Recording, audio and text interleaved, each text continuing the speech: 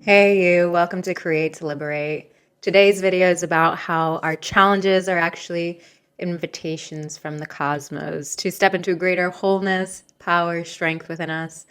If you have been going through a period of seeing how your challenges have grown you, how in overcoming them you've seen the best of yourself, the more expanded version of yourself, even though you face obstacles, face difficulty, maybe you've gained enough perspective on those experiences that you can have gratitude for them and appreciate their existence when in the moment, obviously, you did not. I'll share how this became relevant to me. As always, I share wisdom from my own lived experience, as I believe we're all each other's mirrors. We provide a mirror to each other to be able to see ourselves more clearly and ideally empower each other.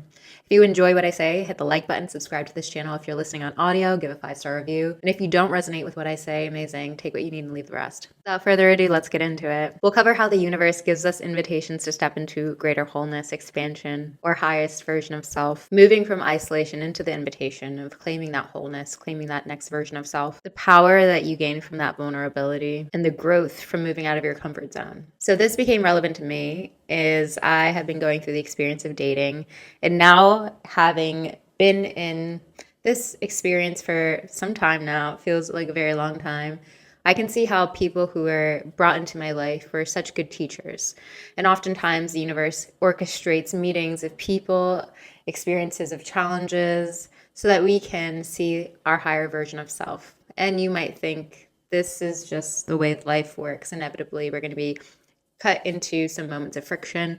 It's not necessarily divinely orchestrated, but I perceive it differently. I definitely feel like there have been specific people in my life who've been brought in to be teachers, especially for me, who has a Chiron wound in the 7th house, which in astrology is the placement of relationships, marriage, partnership. I also experience it in friendship with imbalances. So this Chiron in the 7th house wound has been something that's brought me a lot of pain. And I know heartbreak is a big place of growth for many of us. I'm not unique in this experience.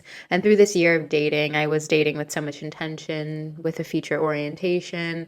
And then I was humbled again and again through that experience with that forceful determination to keep dating with the perseverance because I wanted to build a future with somebody. I allowed myself to go through the processing of frustrations, of feeling things more deeply, of really giving myself some time and space to open my heart again after trial and tribulation.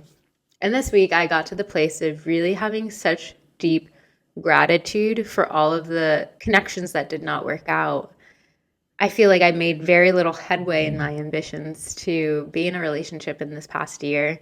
And I'm so grateful for that because now I'm in this place of being able to look back at who I was last year and be so understanding of why the partnership that I desired would require a level of growth of me. So oftentimes we want certain things, we want to meet certain people, and the timing is not necessarily in our control fully, nor are we in our highest version of self to call in and have the capacity to receive the things that we say that we want. You want to have this dream job, but maybe you have to build the skill set to get that.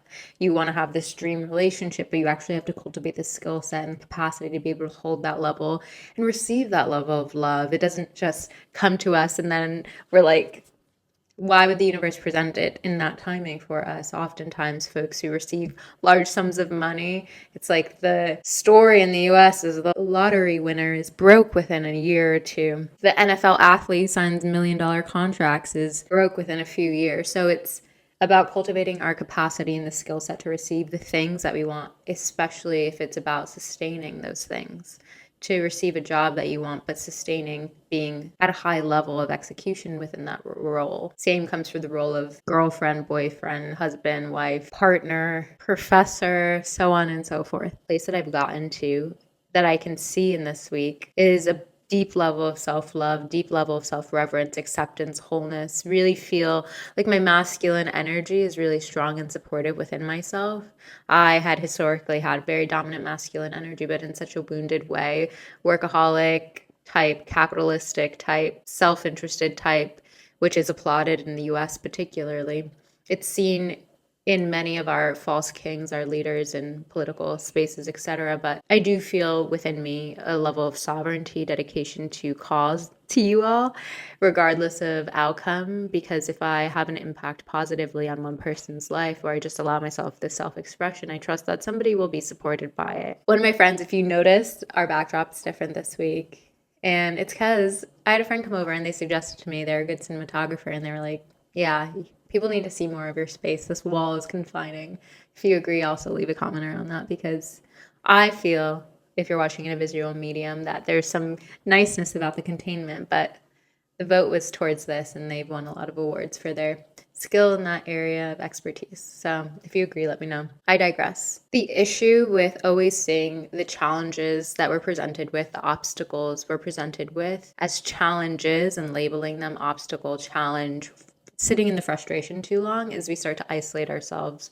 We start to believe that this burden that we're experiencing is something that's specifically unique. But many of the stressors that we'll go through, whether it's financial stress, emotional stress, physical stress, etc., is shared. We are beautifully unique as individuals, but a lot of our experiences are shared, and a lot of them are very common, unfortunately, within the collective. Many of us are seeking love that we actually need to cultivate within ourselves more hugely, so that we can have the capacity to love more people, to have more overflow of love to give, to be in that state at a regular basis before feeding into the illusion of romantic marketing that partnership will be enough. It won't. Community is so important.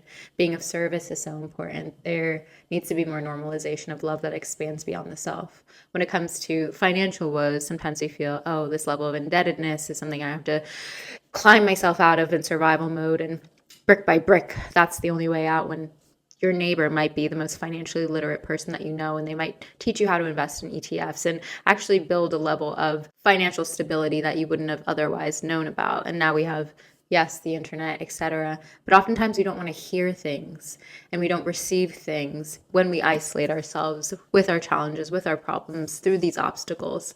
So one of the hilarious parts about my dating experience in this past year is it's had slow momentum, but also that was partly my fault. I refused to be on 2 dating apps. I only wanted to be on one, and not the greatest choice of dating app, I come to find out, because I download this other dating app, and I receive a flood. I receive a flood of options, a flood of incoming interest in me. And I'm like, what was I doing? And then I talked to 2 friends of mine about it. I was like, what was I doing this past year? And they're like, I told you to download the other dating app. Like, I told you. And then the other friend said the same thing. I was like, what? That's so weird. I truly cannot recall you recommending this to me. And it's because when we get into a state of isolation or a state of self-focus, we're not really the greatest listeners. Rejection of truth, rejection of the receival of support, wisdom that would better us in moving forward. And it's funny in this regard. It's not as funny when it comes to financial stress and feeling so indebted and feeling like the world is crashing in on you. And then you have a friend, you have people in your life that would love to help you, would love to lighten your load. You might be in a position of so much stress around your nervous system, and there's people who've gone through the exploration of living in different places and realizing that they needed to find different lines of work, to spend more time in nature and not online, because it actually takes a physical hit to their body and it dysregulates your nervous system, and then you develop autoimmune diseases, etc. So there's folks who've gone through many of the experiences that we are being challenged by. And how do we return to the place of having the openness enough to hear, to receive, to be able to listen? Well, the biggest thing is remembering that our humanity is shared, not isolating so much. Imagine that your challenges, when they're presented to you, are not a wall, but a doorway for you to walk through.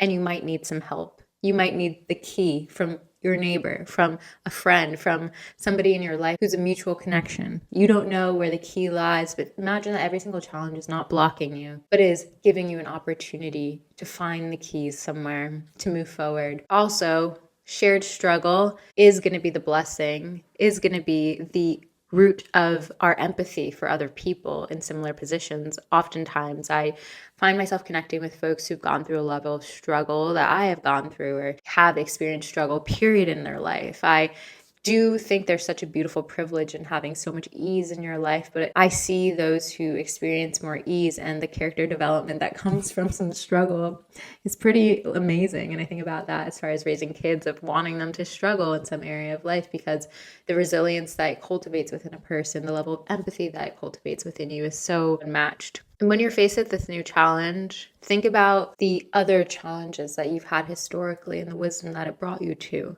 the level of growth that it brought you to. Think to the hardest times of your life and how now, maybe in retrospect, you can see those times as a blessing. Everything is a cycle, right? And sometimes we create narratives in the present that don't serve us in actually moving forward. So it takes some rewriting of the narrative in the present rather than seeing it as a drama, seeing it as defeat, seeing it as such a heavy thing. See it with a little bit more levity and neutrality within yourself. See it as a moment in time that you will overcome and eventually be on the other side of looking back with gratitude. To be able to envision and visualize yourself on the other side of challenges is also so helpful. Helps build our optimism and faith. Also, it's inevitable. It's inevitable that this present moment challenge is some point going to dissolve and resolve itself, hopefully for the better, with your effort, with your faith, with your optimism, and maybe with great support from others. My mom openly shared which videos of mine she's enjoyed the most, and she said the ones where you're sharing now more vulnerably. When we are going through difficulty, we don't want to really share on it. Like, my dating life is the one that I probably didn't want to emphasize or speak to, really. I had gone through this phase on TikTok of sharing my healthy relationship dating journey, and folks would have assumed me maybe an expert in that area of life, but really it was a person who was doubling down on choosing better, and at that time I was. I think the teachings that we most benefit from sharing are the ones that we most need to learn. So putting yourself more in the position of being a learner on a topic and sharing from that place can be so powerful. We don't feel like we're ready to be in this place to share around something that's vulnerable, sometimes to our community or to people that we're intimate with. We feel like we'll be judged, but actually that's a real opening to create greater connection with them, even if it's an area of pain for us. And I am kind of not super towards sharing all the most vulnerable things on the internet. I think it's so powerful to share things that are vulnerable with people that you trust. And those people might be just one or two people in your life. Maybe as a licensed therapist, but getting into the skill set of sharing with somebody is a step towards freeing yourself from the narrative that this is a challenge that's blocking you and opening it up to be witnessed from another person's perspective. We want that growth beyond our comfort zone. We want that growth beyond our bubble. The more we get attached to this bubble, this isolating kind of state of being, the less we will be likely to escape that bubble. And we don't want to escape it, but we do want to move through it. So don't get attached to creating this isolation, this phase of wallowing. Don't get so attached to living in that. There's a period for that, and there's a period for also feeling through that. Allow yourself grief, allow yourself to sit in your victimized state, but don't elongate that state beyond its value. If we do allow ourselves to feel the grief and the sadness, it should last around 2 minutes. That's a deeply felt state. Oftentimes we extend that for weeks, for days, for months, and hopefully not years. But I know many people who've been living in their grief for years. Their depression dates so historically because it's not been allowed to be felt deeply. How can we allow ourselves more to really feel the grief of the challenges that we're facing, to really feel the sadness, really feel our emotions around them, and then move to this other side of the emotional state to feel the emotional arc and feel some level of empowerment, some level of excitement towards overcoming this obstacle challenge that's ahead of us. I felt this renewal of excitement when it came to dating. You'd think I haven't been dating for an entire year. I felt a renewal. I felt excitement because I took space.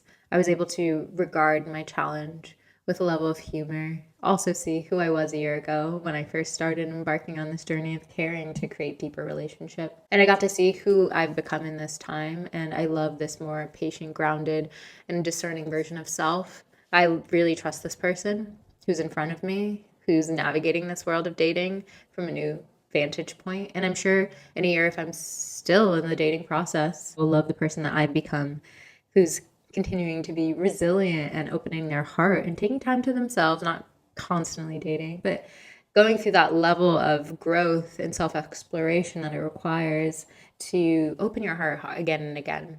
So whether that again and again is applying for jobs again and again, figuring out your finances again and again, there's going to be all these again and agains. How can you have the excitement again.